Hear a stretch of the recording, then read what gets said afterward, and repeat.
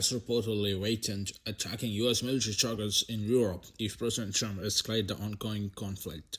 According to two regime insiders speaking to the Financial Times, Iran forces assess striking U.S. assets in southeastern Europe, including Bulgaria, which recently approved the use of its Besmir air base for American refueling aircraft.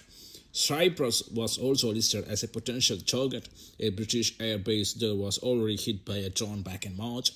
Separately, Iran has examined attacking undersea fiber optic cables in the Strait of Hormuz as another way to raise the stakes.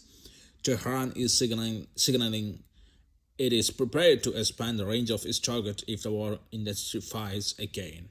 This is a developing story based on the source close to the Iran regime. Stay tuned for the updates.